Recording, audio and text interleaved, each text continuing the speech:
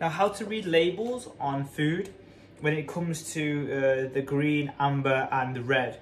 Now, this was originally done by the government to really make you aware of how good foods are when it comes to fat levels, carb levels, sugar content, protein content, and really put a position of standpoint on that. The fact is that they wanted sugar as low as possible, fats as low as possible, and things like salt and all that type of stuff was graded between like not being good when it has high consistency, and then having low salt as being great. Now, if you're watching the videos about calories, fats, carbs, protein, you probably understand that this is not accurate. Now, what you can do when it comes to looking at these elements is that, firstly, calories are king.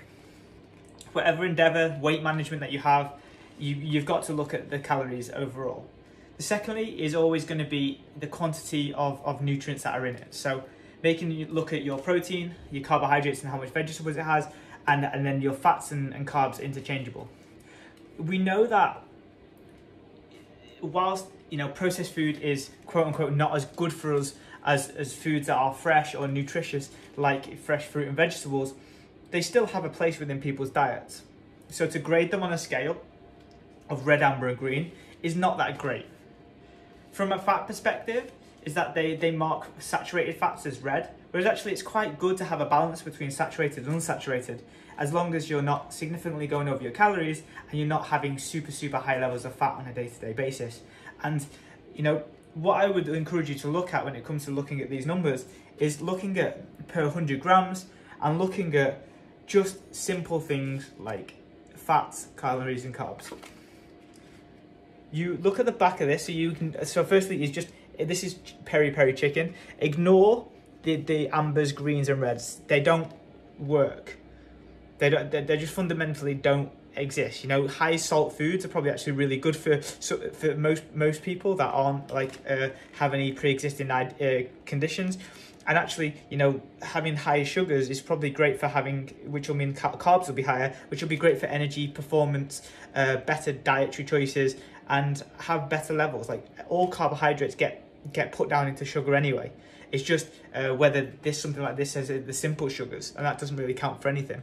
So what I would suggest is when you're looking at what to do, you're looking at the serving sizes. When you're looking at what's right for you, like we did on this sources video, where it was 100 mil or 100 grams, and looking at how many calories is in that, that's going to give you a good identification whether this food's going to be ideal for your calorie intake. The higher the calories per 100 gram means that it's much denser per 100 gram. The less per 100 gram it has is less calories per 100 gram. If you're looking for foods that are high in volume, you use food sources that are lower in calories but higher in volume. So 100 grams is 20 calories, 100 grams is 40 calories. Those type of foods are you're going to be able to get 500 grams worth of that for the same price as you would do if 100 grams was 200 calories per 200 grams. So you want to make sure that you're getting your bang for your buck, or the desired response of what you want.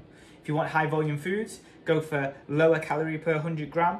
And if you're just looking at what the calories are, always look at the energy on the calories as opposed to the kilojoules. Kilojoules is different to total calories, and you always want to go off calories per 100 gram.